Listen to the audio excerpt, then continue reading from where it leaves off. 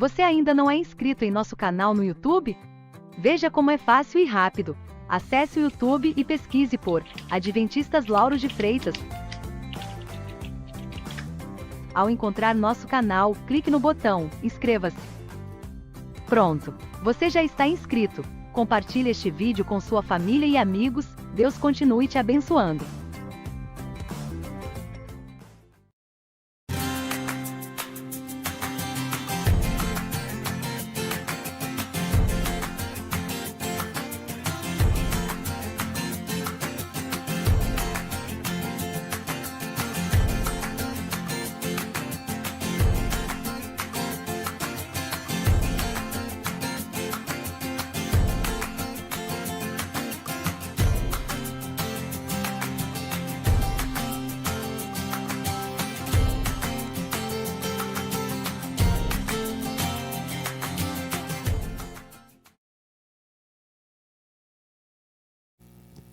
Boa noite, meu querido amigo, irmão, que tem nos acompanhado nessa maravilhosa empreitada aqui do estudo da Palavra de Deus.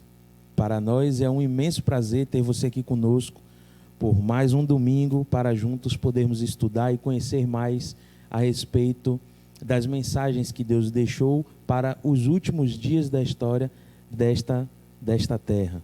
E você que tem nos acompanhado, quem sabe, desde a primeira temporada, que começamos lá em janeiro, para nós é um privilégio ter você aqui conosco. E eu espero que, mais uma vez, você possa ouvir a voz do Espírito Santo, você possa esclarecer as dúvidas que você tiver a respeito desse tema e que Deus continue falando contigo. E, muito além disso, que você também possa tomar uma decisão de continuar a sua vida ao lado do Senhor. Então, para nós, é um grande desafio poder compartilhar, né, ser usado como instrumento para que Deus possa nos revelar essas mensagens. E nós, tanto quanto vocês, aprendemos a cada domingo, a cada dia que nós estudamos. Hoje, você deve observar que estamos aí num formato um pouco diferente. Ainda estaremos sem a presença do professor Marlon, que se recupera de uma leve gripe, mas no próximo episódio eu tenho certeza que ele estará conosco. Eu tenho aqui à minha esquerda o convidado de hoje, o jovem Aron Pontes. Opa, boa noite, Magno. Boa noite você que está em casa. É um prazer estar aqui. O Aron aceitou o convite, o desafio de poder juntos aqui debatermos um pouco a respeito desse tema. E o nosso tema de hoje falará sobre as 3 mensagens dos 3 anjos do Apocalipse. Apocalipse capítulo 14. Nós que nas últimas 3 semanas estudamos sobre a mensagem central do Apocalipse, que fala sobre o grande conflito ali, Apocalipse capítulo 12 e capítulo 13, onde nos é apresentado o conflito entre Jesus e o dragão, a antiga serpente, que se chama Diabo e Satanás. Nós vimos que ele não prevaleceu, ele foi derrotado, foi expulso do céu, arrastou consigo a terça parte dos anjos e, por não conseguir obter êxito na sua empreitada de investir contra Deus, ele então transfere todo esse seu ódio para os seguidores de Cristo, né? Para a descendência da mulher, que é a igreja de Cristo.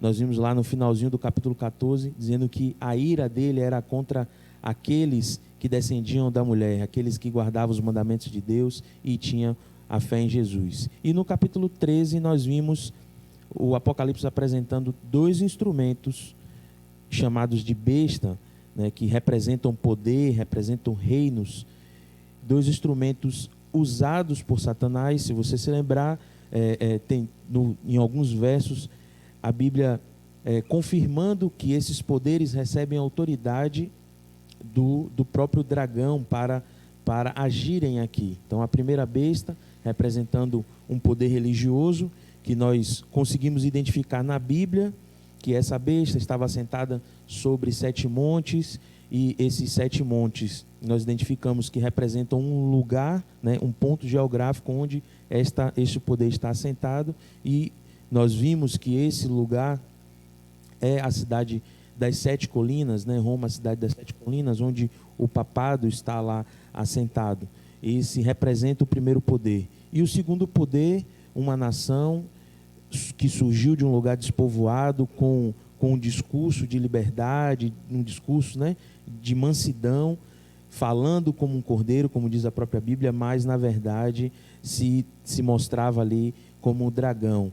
E esse poder, não de uma forma tão clara, mas direcionando para um poder civil que, juntando as peças do quebra-cabeça, nós chegamos até a nação americana, os Estados Unidos da América, que junto com a primeira besta faria com que os habitantes da terra adorassem a primeira besta, adorassem indiretamente o dragão, porque esse é o objetivo do inimigo de Deus, certo, Aron? É requerer para si a adoração que é de Deus. E isso, Magno, desde o começo da origem do grande conflito, né? O desejo de Lúcifer sempre foi ser adorado como Deus. E isso a gente vai ler um pouco mais na frente, mas o objetivo dele foi lá no céu, o que originou o pecado, e isso vem se estendendo aí até hoje. Perfeito. E no capítulo 14 nós vamos ver qual é a advertência que Deus tem para nós a respeito dessa adoração, né? A respeito do juízo. O que é que vai acontecer agora que nós já sabemos que existem poderes aqui na terra usados pelo próprio Satanás para que os habitantes da terra sejam desviados do caminho do Senhor. Mas antes, pegue a sua Bíblia, abra no capítulo 14 do livro do Apocalipse, feche seus olhos e vamos fazer uma breve oração pedindo que Deus nos ajude a compreender melhor o estudo de hoje. Oremos. Querido Deus, louvado seja o teu santo e poderoso nome. Nós agradecemos a Ti pelo privilégio que temos de poder estudar a Sua palavra. Nós sabemos, Senhor, que num momento passado, muitos dos Teus filhos foram privados de estudar a Tua palavra, de ter acesso à Bíblia. E para nós hoje é um privilégio poder tê-la em nossas mãos, poder estudar, poder nos debruçar, poder esclarecer as nossas dúvidas a respeito das mensagens contidas nela.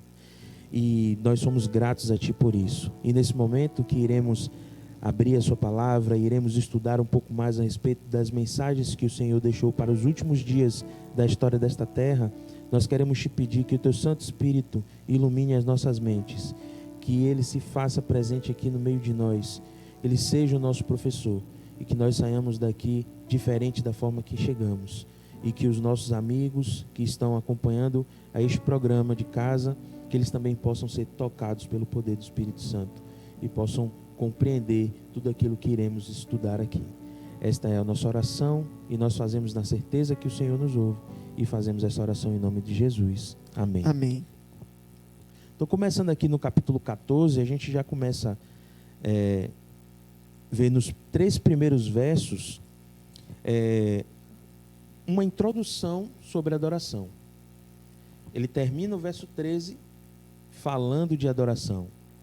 Aqui está, ele termina aqui o capítulo 13, falando que aqueles que tiverem a marca na mão direita ou sobre a fronte serão os únicos que poderão, né, comprar ou vender. E também esse segundo trecho aqui do capítulo 13 fala que a segunda besta dará autoridade à primeira besta e fará com que os habitantes da terra adorem então a primeira besta. Então ele termina o capítulo 13 todo, fala sobre adoração. E o capítulo 14 começa falando também sobre adoração, né? Mas agora adoração a Deus, né? Ao Cordeiro. Ao Cordeiro. Então vamos ler aqui esses primeiros 5 versos para a gente ter essa introdução e depois a gente ir para as mensagens propriamente ditas. No verso 1, João começa dizendo: olhei e eis o Cordeiro em pé sobre o monte Sião, e com ele 144.000, tendo na fronte escrito o seu nome e o nome de seu pai. Eu só vou fazer uma pausa aqui. Mais uma vez é apresentado aqui esse número que nós vimos no estudo passado, que é um número simbólico que representa o povo de Deus, né? Isso aí. E eles tinham o seu nome, né, escrito, e o nome de seu pai também, tendo na fronte, na consciência ali, a aceitação a Deus. No verso 2 ele continua: ouvi como voz de muitas águas, voz de grande trovão, e também a voz de que ouvi era como arpistas quando tangem a sua harpa. Entoavam um novo cântico diante do trono, dos 4 seres viventes e dos anciãos. E ninguém pôde aprender o cântico, senão os 144.000 que foram comprados da terra. São estes os que não se macularam com mulher, porque são castos. São eles os seguidores do Cordeiro, por onde quer que vá. São os que foram redimidos dentre os homens, as premissas para Deus e para o Cordeiro. E não se achou mentira na sua boca, e não tem mácula. Então aqui Deus já apresenta, mais uma vez simbolicamente, um grupo de pessoas que representa a totalidade do povo de Deus, que sairá vitorioso dessa disputa de adoração. Não é isso? Isso mesmo.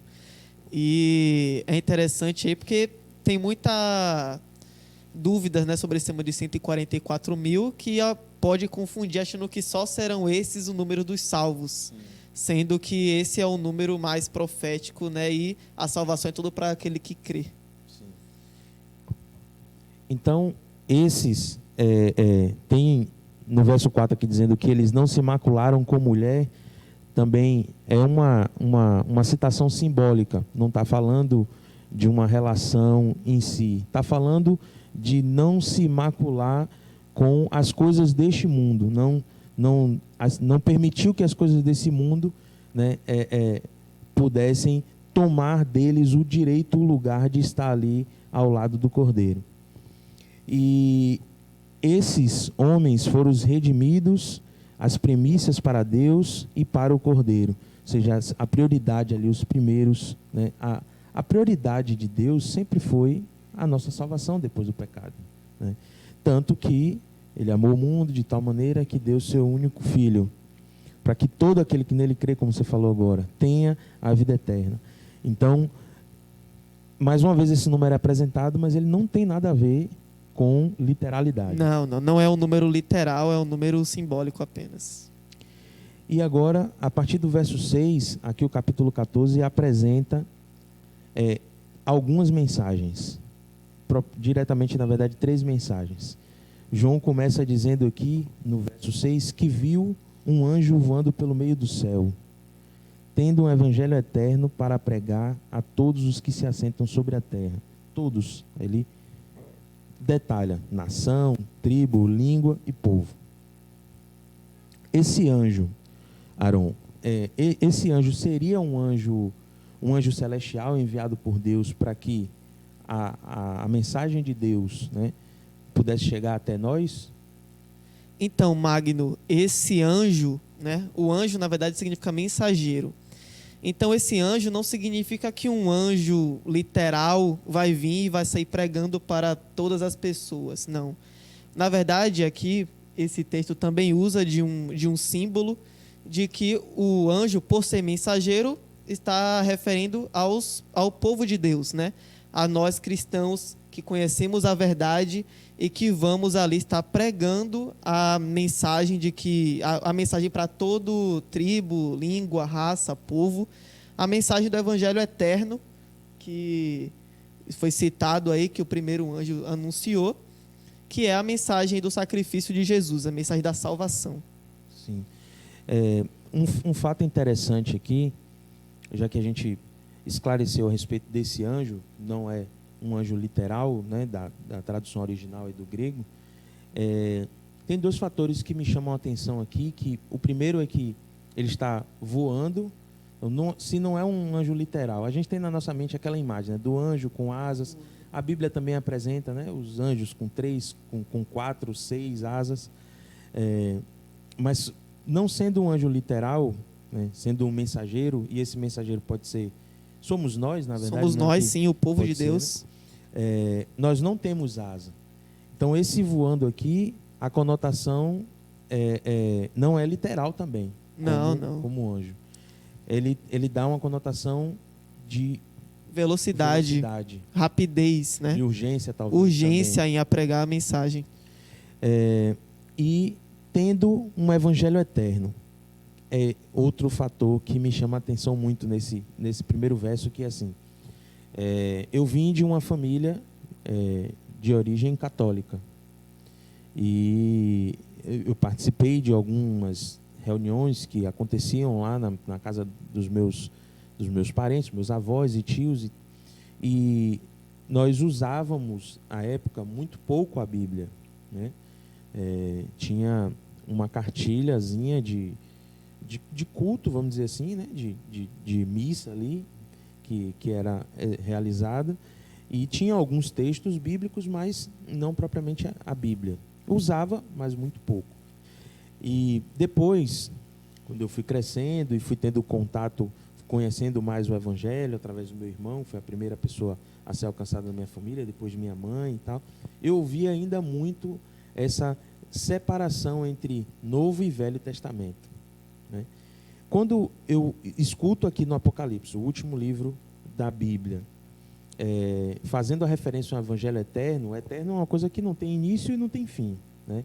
Ele não está aqui se prendendo a uma determinada porção da Bíblia, né? Assim como Paulo diz que toda a Escritura é inspirada por Deus, e não só uma. Mas isso aqui chama a minha atenção no quesito de confirmação de que Deus deixou toda a Escritura para que servisse de aconselhamento, de manual, de advertência, de educação, de juízo para todos os seus filhos. Sim, porque quando nós vamos analisar, né, o que é o Evangelho Eterno? O Evangelho Eterno, ele é o Evangelho que não muda. Ele começou lá desde antes do Gênesis, né? Mas na Bíblia, do Gênesis até o Apocalipse, conta a mensagem ali desde a queda do homem, onde tem a primeira profecia messiânica, até os dias atuais, os dias que nós estamos vivendo. Aí até também quando a humanidade estiver chegando no seu fim, né? O Evangelho Eterno é isso, é o sacrifício de Jesus. Esse é o Evangelho Eterno que é pregado em toda a Bíblia. E no próprio Apocalipse, no primeiro verso do primeiro capítulo, tem lá dizendo que as boas novas, o Apocalipse é a revelação do próprio Jesus Cristo, e o Evangelho representa as boas novas do próprio Cristo também. E a salvação por meio da graça, né? Com certeza. Aí o texto continua no verso 7 dizendo: temei a Deus, dizendo em grande voz, né? Esse anjo voava com o Evangelho eterno a ser pregado sobre toda a terra, e dizia em grande voz: temei a Deus e dai-lhe glória, pois é chegada a hora do seu juízo, e adorai aquele que fez o céu e a terra, o mar e as fontes das águas. A adoração mais uma vez aparecendo aqui. Adoração, né? E olha como é interessante, porque ele começa o texto dizendo: temam a Deus e dai-lhe glória, né? E eu acho importante também nós deixarmos claro aqui do que significa esse temor a Deus, né? Porque temor não é ter medo. Temer a Deus é ter respeito, é adorar a sua grandeza, né? Reconhecer que Ele é grande, reconhecer que Ele é perfeito. Este é o significado de temer a Deus. E dar glória vai nesse mesmo sentido, né? Nós temos que adorar a Deus pela grandeza e por quão grande que Ele é. Tem um texto em Eclesiastes, deixa eu achar aqui, eu acho que é Eclesiastes capítulo 12, verso 13. Deixa eu achar. Dos últimos versos, né, de Eclesiastes. Está em inglês aqui, agora achei. 12, verso 13. Diz assim: de tudo que se tem ouvido, a suma é: teme a Deus e guarda os seus mandamentos, porque isto é o dever de todo homem. Então, o temor a Deus está mais ligado à obediência do que ter medo. Sim, com certeza. E também tem lá em Provérbios 9, verso 10, que diz que temer a Deus é o princípio da sabedoria, né? Então, todo aquele que deseja obter sabedoria deve começar temendo a Deus. Temendo é o a pontapé Deus. inicial. Ele continua dizendo dar glória. E por último, menciona mais uma vez, frisa mais uma vez a adoração àquele que fez. O dar glória a Deus também, eu lembro muito bem que tem uma citação de Paulo em 1 Coríntios 10, 28, que fala que tudo que nós fizermos devemos fazer para a honra e glória de Deus. Ali ele está falando sobre o cuidado com o corpo, em um outro momento também se fala sobre as janelas da alma, né? Aquilo que nós escutamos, aquilo que nós vemos. Essa mensagem de advertência não é só uma mensagem, é uma mensagem de juízo, mas não somente com esse objetivo, né? Ele tem o objetivo também de nos chamar a atenção à forma que nós vivemos hoje, né? Se está coerente com aquilo com a vontade de Deus para nós, por exemplo. A respeito, vou dar um exemplo claro sobre a alimentação. Quando Deus criou tudo, né? Quando tudo foi criado a partir de Deus e na sequência Adão e Eva, ele apresenta ali para Adão, ainda era só Adão, né? Eva veio depois, que toda erva, todo fruto, toda semente seria dado a ele e aos animais por mantimento. Depois, por consequência de uma necessidade, ali por ocasião do dilúvio, onde tudo foi destruído, Deus permite que o homem começassem a colocar na sua dieta ali a ingestão de carne, né? Mas colocou uma regra, né? Esses animais você pode comer, esses aqui você não pode comer. Mas se nós formos olhar o princípio, no princípio ali a vontade de Deus era que nossa alimentação fosse estritamente vegetariana. Eu não estou aqui pregando o vegetarianismo, até porque eu não sou vegetariano, mas eu estou falando da vontade de Deus, né? E assim, estou citando como exemplo a alimentação, mas tem muitas outras coisas, como às vezes a gente procura, quer obter algo, um emprego, um carro, o que seja, né? E a gente ora e pede a Deus que a vontade dele seja feita, mas muitas vezes a gente não tem paciência e acaba passando por cima, né? E esperar que a vontade de Deus seja feita. E no terceiro trecho aqui dessa mensagem, no verso 7, ele fala sobre adorar. O que o que poderia se entender, por que é que Deus mais uma vez frisa, Aron, essa questão da adoração? Porque Deus sabe e nos revelou isso na sua palavra, que esse vai ser o objetivo final, né? No final, tudo vai se resumir a quem você está adorando. E ele frisa isso diversas vezes e nesse texto mais uma vez. E nos chama a adorar aquele que fez, ou seja, exaltar o Criador, né? Adorar aquele que fez o céu, a terra, o mar e a fonte das águas, que leva para Gênesis 1, na criação, e também leva, Magno, talvez adiantando aí um pouco da pauta, mas leva também para o quarto mandamento, que está lá em Êxodo 20, versos 8 a 11, que vai estar lá falando sobre lembra-te do dia do sábado para santificar, e também termina, se nós pudermos abrir aqui para ler, também termina lá em Êxodo 20, a partir do verso 11. Em 6 dias eu, o Senhor, fiz o céu, a terra, o mar e tudo o que neles há, mas no 7º dia descansei.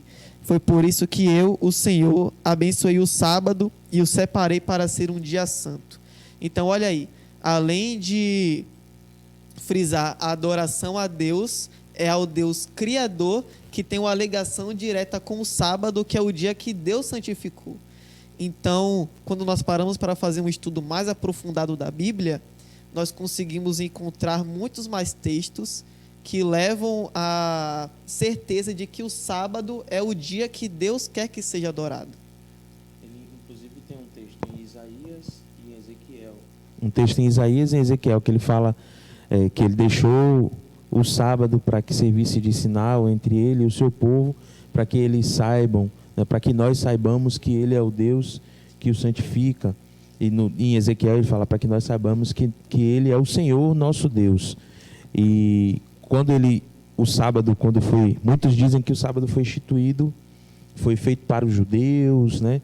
E foi para o povo de Israel, do Antigo Testamento e etc e tal, mas nós vimos que Deus instituiu o sábado na criação, muito antes de existir o povo de Israel, muito antes de existir ali o judeu, e ele decidiu separar um dia, né, dar nome a esse dia e dar um significado para esse dia, que era um dia de descanso e adoração. Então, quando no verso 7 aqui, a mensagem do anjo diz que nós devemos temer a Deus, ou seja, obedecer a Deus, dar-lhe glória, pois é chegada a hora do juízo. Nós vamos entrar aqui nessa questão do juízo, e depois ele fala, adore aquele que fez. Ele está nos dizendo que nós devemos seguir a nossa vida com o principal objetivo de adorar a Deus, que é aquele que nos criou e que nos mantém, né? E uma das formas de adorar a Deus, além do nosso próprio corpo, cuidar do nosso próprio corpo, cuidar da nossa mente, fazer aquilo que é a vontade de Deus, e a vontade de Deus está expressa aqui na palavra dele, é também guardar os seus mandamentos, linkando com o primeiro texto da frase, que é o temer a Deus, né? O temor a Deus é guardar os mandamentos e o princípio da sabedoria. Falando sobre juízo, para a gente encerrar aqui a mensagem do primeiro anjo, o anjo dá uma advertência, é chegada a hora do juízo. Muitos estudiosos falam a respeito do juízo de Deus, que quando Jesus voltar e as coisas vão acontecer.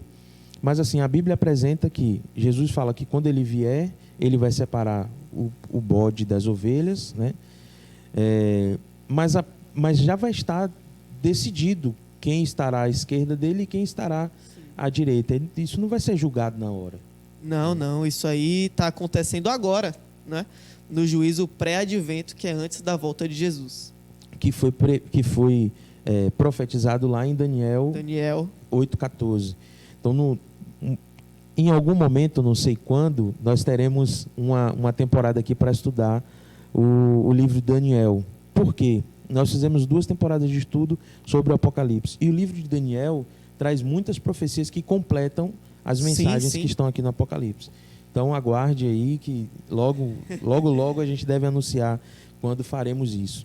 Mas, voltando um pouco para Daniel 8,14, Daniel recebe de Deus a mensagem que, depois de 2.300 anos, né, 2.300 tardes e manhãs, o santuário seria purificado. Nós já chegamos até falar um pouco sobre isso aqui, mas só fazendo um breve parêntese, resumo, a purificação do santuário, o santuário, Deus ordenou que o povo de Israel construísse um santuário, modelo do santuário celestial, para que naquele santuário fossem realizadas algumas cerimônias que remetessem à salvação e ao próprio Cristo, né? E ao juízo também, que está ligado com a salvação. Durante o ano, todos os dias, era feita uma cerimônia durante o dia e durante a tarde, né, eles imolavam um cordeirinho, transferindo ali os seus pecados simbolicamente para o cordeiro, que também apontava para Jesus, o Cordeiro de Deus que viria para tirar o pecado do mundo. E uma vez por ano faziam uma cerimônia de expiação ou juízo, né? E esse juízo aqui está se referindo diretamente a essa sombra que foi apresentada durante o Antigo Testamento. Então, durante o período profético ali anunciado em Daniel, a partir do término daquela profecia, iniciou o juízo, né, do povo de Deus. Isso aí. E quando terminar, já vai estar tudo decidido. Já assim, quando fechar a porta da graça, já vai estar separado aí o bode das ovelhas. Um outro fato interessante é que quando Jesus voltar, nós vamos estudar mais à frente a respeito do milênio e vamos ver um pouco mais sobre essa questão da volta de Jesus, do juízo. Mas quando Jesus voltar, um outro trecho da Bíblia que a gente pode ter como confirmação de que já vai estar decidido é o que está escrito lá em Marcos, que ele diz: quem crê e for batizado será salvo, mas aquele que não crê já está condenado. E eu fico imaginando um tribunal mesmo, né, onde nós somos réu desse tribunal, né, e durante a nossa vida a gente tem a oportunidade de apresentar prova suficiente que possa nos absolver ou nos condenar. Na verdade, não apresentar provas, porque se eu afirmasse isso, eu estaria dizendo que as nossas obras, né, nos salvaria. Mas confiar no advogado que está ali cuidando da nossa causa. Então, se eu entrego de fato nas mãos dele, e ele, acreditando que ele vai ser competente, que ele é competente o suficiente para me livrar daquela culpa, ou se eu decido, né, interferir nesse julgamento e tentar, talvez, me defender com os meus próprios esforços, né? Então, a primeira mensagem de advertência do anjo está ligada ao temor a Deus, à adoração a Deus e à preparação para o juízo. Isso aí. A segunda mensagem, a partir do verso 8, o anjo continua dizendo, João continua dizendo: seguiu-se outro anjo, o segundo, dizendo: caiu a grande Babilônia, que tem dado de beber a todas as nações do vinho da fúria da sua prostituição. Cheios de símbolos, típico do Apocalipse. Babilônia. Aqui, o livro do Apocalipse ele foi escrito depois dos anos 90, né?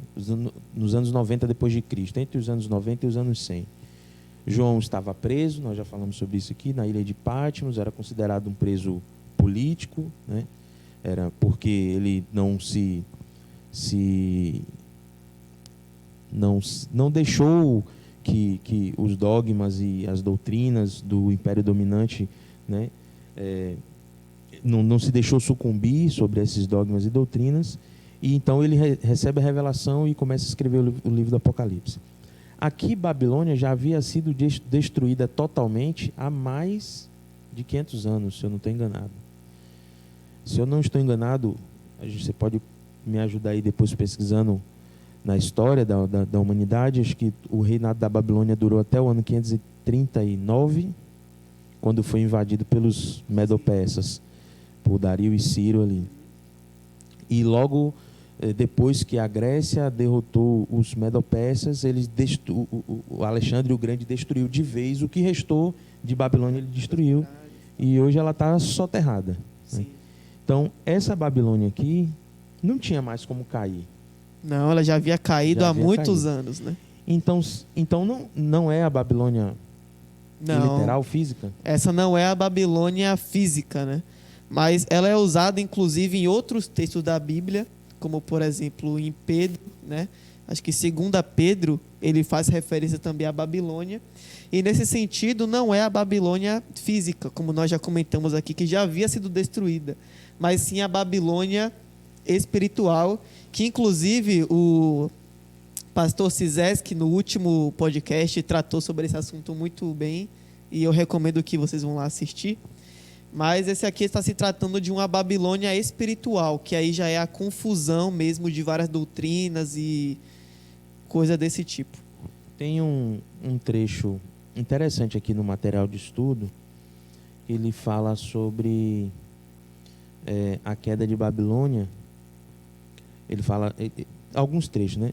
Um deles diz assim, ó: todo o projeto da construção da cidade estava em direto desafio à promessa de Deus de que ele jamais voltaria a destruir o mundo por um dilúvio. Aqui se referindo quando surgiu, né? Surgiu, sim. A Babilônia lá, depois da Torre de Babel. E algo que eu acredito, Magno, que nem todos saibam disso, né? Mas a história da Babilônia começou aí. Sim. Começou lá com a construção da Torre de Babel.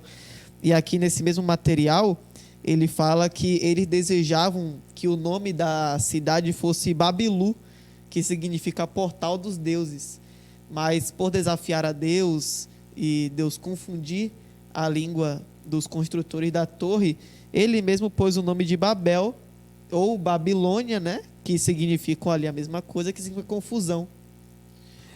Uma outra, um outro fato marcante da Babilônia histórica, do período de Nabucodonosor, é que quando Nabucodonosor foi talvez alguns historiadores dizem que ele foi o homem mais rico que já existiu na face dessa terra. Eu tenho até um livro o homem mais rico da Babilônia.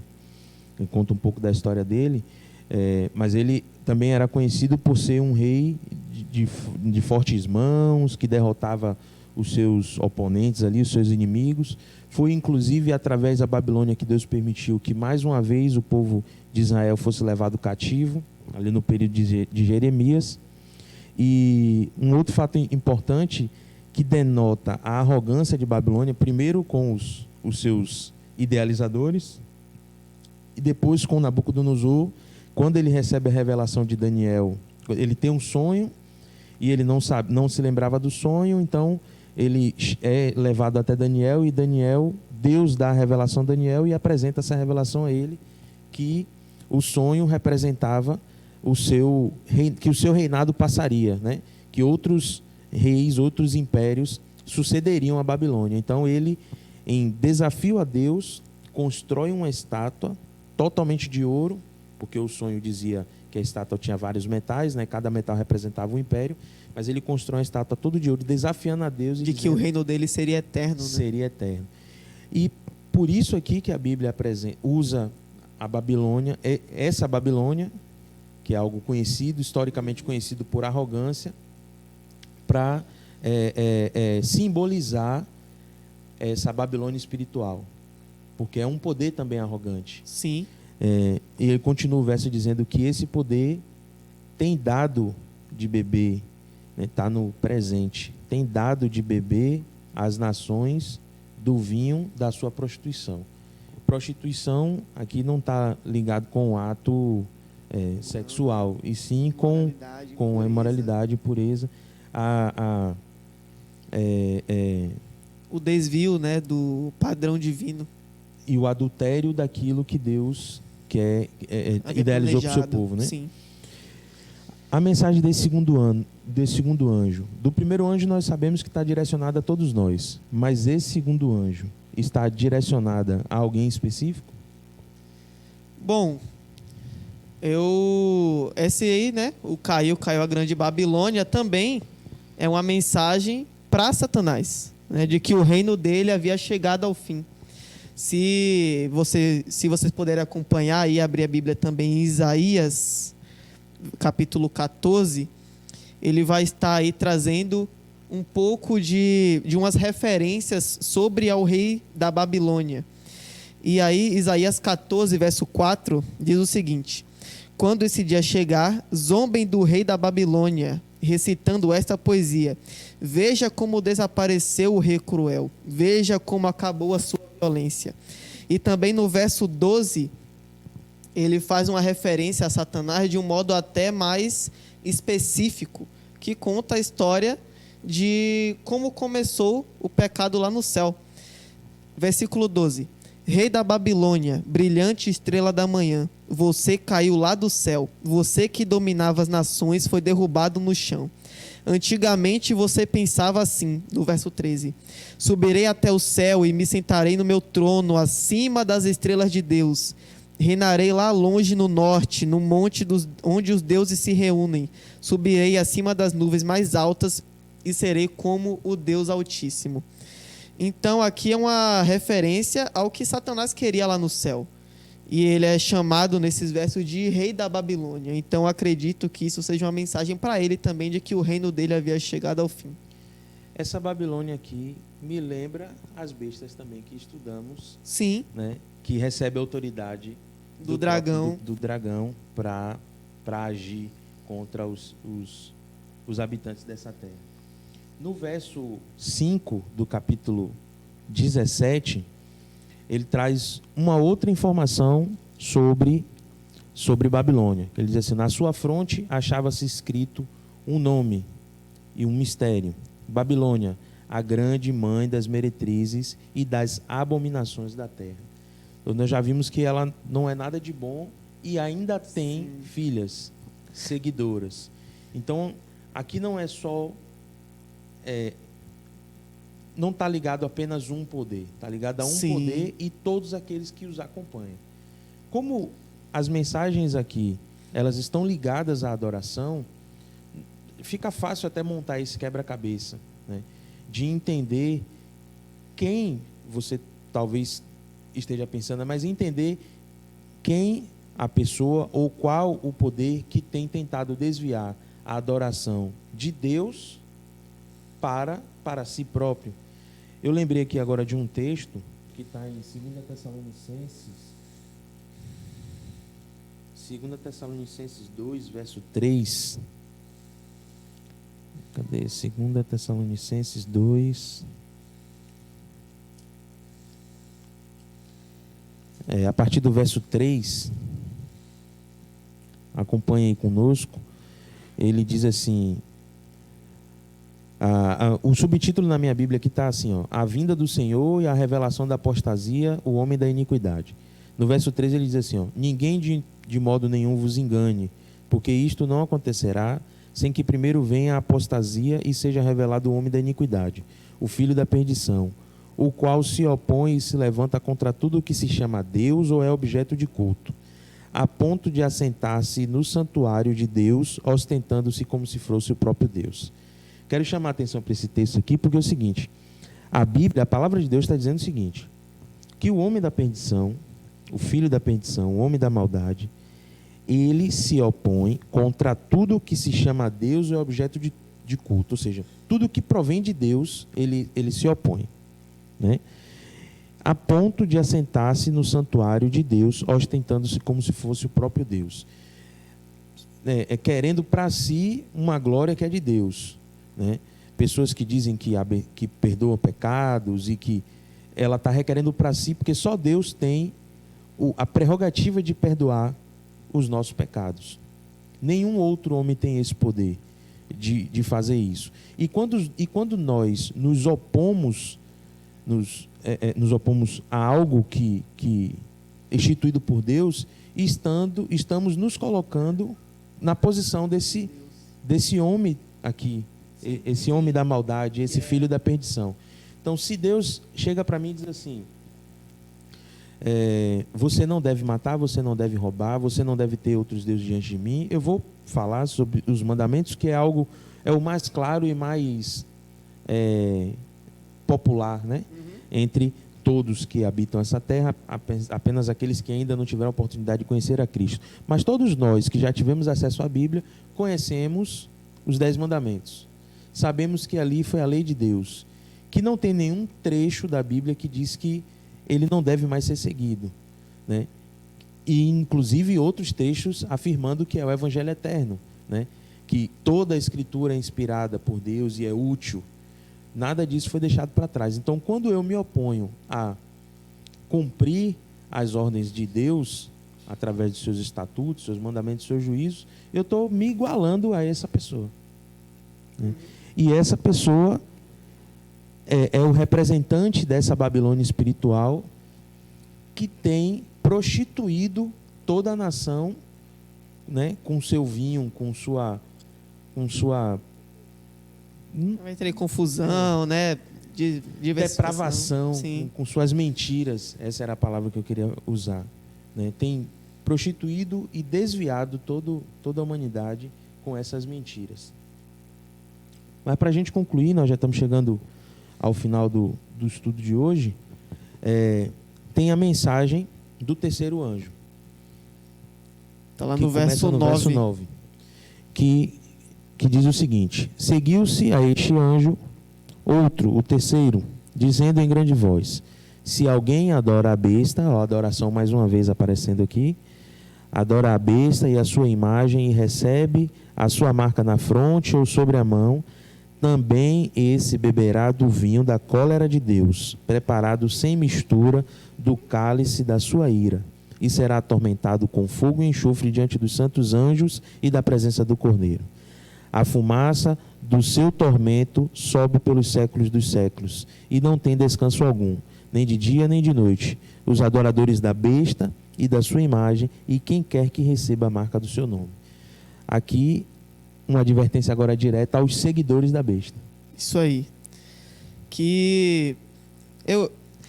Tem muita confusão, né, no que se trata esse sinal que vão receber essas pessoas, né? Foi muito bem explicado pelo pastor também no último podcast, que esse não é um sinal físico, não é um chip, não é vacina, mas sim é algo espiritual que envolve a adoração. Tudo o que nós estamos falando aqui envolve a adoração. Então, aqui, esse sinal na testa quer dizer o conhecimento, né? Você está ali no entendimento de você vai estar adorando aquilo. E o da mão é a ação, de agir. Então, esse sinal está muito ligado com desobedecer os mandamentos de Deus. Que aí seria, estudando a Bíblia, né, estudando os outros capítulos do Apocalipse, nós vamos ver que a adoração ao domingo, principalmente. Sim. E também a imortalidade da alma. O pastor Cizeski trouxe uma informação muito interessante, que há muitos que não creem na Trindade, né? Deus Pai, Filho e Espírito Santo, mas ela está em toda a Bíblia, presente em toda a Bíblia.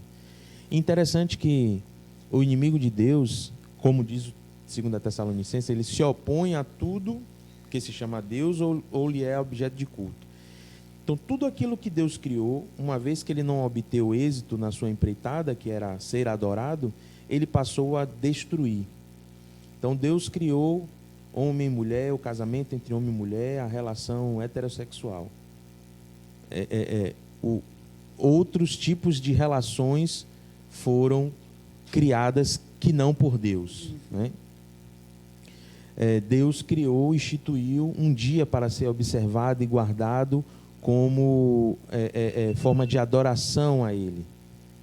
Ele, então, o inimigo de Deus, cria um outro dia, institui um outro dia através de um poder dominante em 327, onde foi instituído ali que o dia de guarda passaria a ser o domingo. Na verdade, era um dia de adoração, não era o dia de guarda, mas era não foi um decreto substitutivo ao sábado, até porque ninguém tem o direito de tirar ou acrescentar nada da palavra do Senhor. Mas um dia instituído justamente como afronta ali.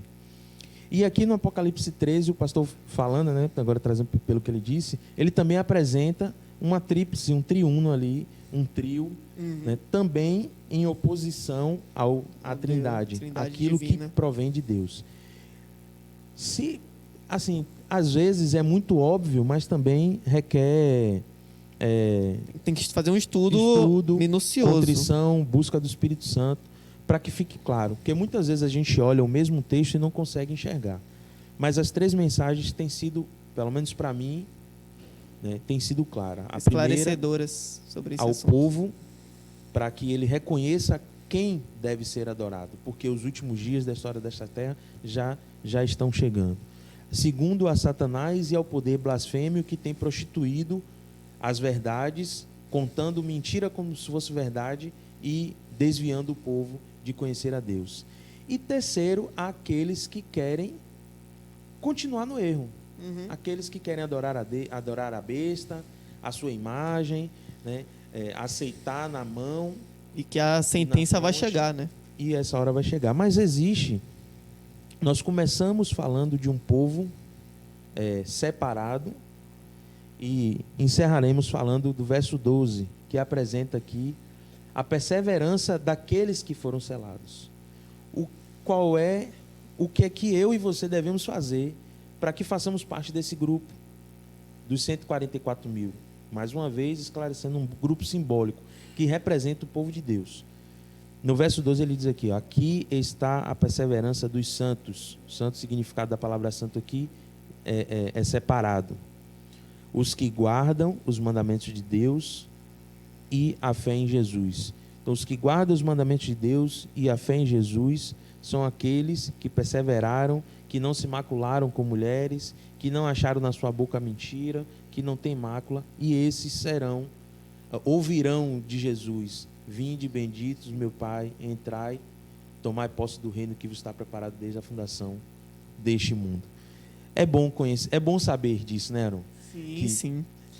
E é muito interessante também porque eu lembrei de um outro texto que está lá em 1 João. Deixa eu só abrir ele aqui rapidinho. 1 João, capítulo 5, versos 2 e 3. Nós sabemos que amamos os filhos de Deus quando amamos a Deus e obedecemos aos seus mandamentos. pois amar a Deus é obedecer aos seus mandamentos, e os seus mandamentos não são difíceis de obedecer. E no final de tudo, vai ser amar a Deus, você vai obedecer aos seus mandamentos e você vai ser fiel a Ele. Então, tudo vai se revelar também no amor a Deus, né? Os santos, eles amam a Deus de todo o coração. Amém. Nós chegamos ao final do nosso estudo de hoje. Mas, Aron, eu queria que você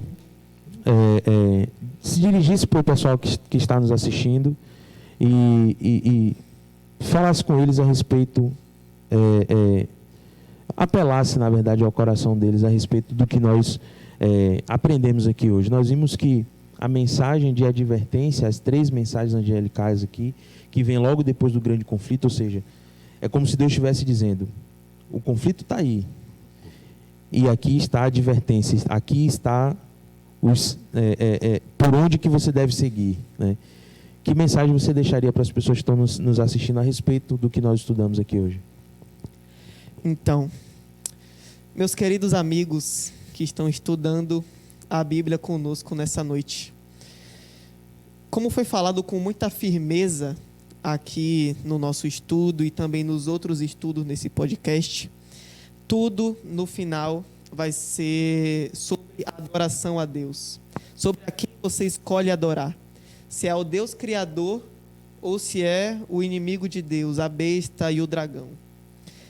Eu espero de todo o meu coração que essa não seja uma decisão difícil para você e nem para nós, porque o nosso Deus, ele é perfeito, a Bíblia, ela é completa, estudar a Bíblia é maravilhoso, você tem diversas referências, diversas provas de que ela é a verdade de Deus, e é uma mensagem que nos traz esperança. O Apocalipse não é uma mensagem que é para nos trazer medo, mas sim esperança de que o nosso Senhor logo virá para nos buscar. O fim está próximo e nós devemos aqui ter a certeza de quem nós estamos adorando. Para finalizar, Magno e querido amigo, eu trouxe aqui mais um verso que está lá em Deuteronômio 30. Esse talvez seja um dos meus versos preferidos. Meu também. Deuteronômio 30, versos 19. Nesse dia chamo o céu e a terra como testemunhas contra você. Eu lhe dou a oportunidade de escolherem entre a vida e a morte, entre a bênção e a maldição. Escolham a vida, para que vocês e os seus descendentes vivam muitos anos. Então, meu querido amigo, que essa decisão não seja difícil para você. Escolha a vida, escolha adorar a Deus e permanecer nos seus caminhos, que valerá a pena. Amém, amém.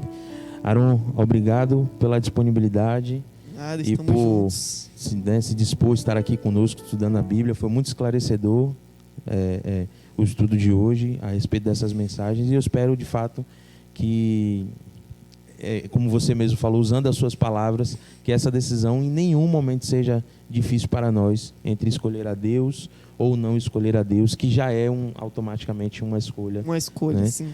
Como disse o próprio Jesus, quem comigo não ajunta, espalha. Então, foi um prazer ter você aqui conosco. Que bom que você ficou até o final dessa live, desse estudo. Eu aguardo você no próximo programa, né? Nós continuaremos, estamos hoje no tema de número 13. 12. Próximo é o 13. Nós temos ainda mais 6 episódios pela frente, e eu louvo a Deus que você decidiu estar aqui estudando a palavra do Senhor, conhecendo mais um pouco sobre Ele, e também oro ao Senhor para que Ele continue movendo o seu coração a continuar a buscá-lo através do estudo da Tua Santa Palavra. Feche seus olhos, vamos fazer uma breve oração e pedir para que Deus continue confirmando o seu amor em nossos corações e nós possamos também decidir ao seu lado. Oremos. Querido Deus, louvado seja o Teu santo e poderoso nome. Nós te agradecemos pelo privilégio de estudar a sua palavra e te pedimos que o Teu Santo Espírito continue a nos incomodar, para que ela não fique apenas em nossas mentes, mas para que possamos colocar em prática todos os ensinamentos que nós aprendemos hoje. nós queremos te pedir que o Senhor nos ajude a decidir por Ti, Senhor. Nós sabemos que é difícil muitas vezes, mas nós temos a certeza de que os Seus planos e os Seus caminhos são melhores do que os nossos. É bem verdade que muitas vezes o mal nos é apresentado como uma coisa boa, né, como uma coisa satisfatória, desejável aos nossos olhos, e te pedimos que nos dê discernimento para enxergar aquilo que não provém de Ti, que o Senhor tire de nós tudo aquilo que não faz parte do Teu reino, para que sejamos preparados e estejamos prontos quando o Senhor vier para nos buscar. Que o Senhor derrame uma bênção especial sobre a vida de cada amigo que está nos assistindo, sobre a vida do nosso convidado, sobre a minha vida, da equipe envolvida neste programa, e que muitas pessoas possam conhecer a Ti através desse estudo. Nós te oramos e te agradecemos em nome de Jesus. Amém. Se você ainda não está inscrito no canal, clique aí no botãozinho inscrever-se, ativa o sininho e compartilhe essa live com todos aqueles que você conhece, para que muito mais pessoas possam conhecer a respeito de Deus. Que Deus continue abençoando a você e a sua família, que Ele realize os desejos do seu coração e que no próximo programa possamos estar todos juntos novamente. Um forte abraço e uma excelente noite. Você ainda não é inscrito em nosso canal no YouTube? Veja como é fácil e rápido. Acesse o YouTube e pesquise por Adventistas Lauro de Freitas. Ao encontrar nosso canal, clique no botão inscreva-se. Pronto, você já está inscrito. Compartilhe este vídeo com sua família e amigos. Deus continue te abençoando.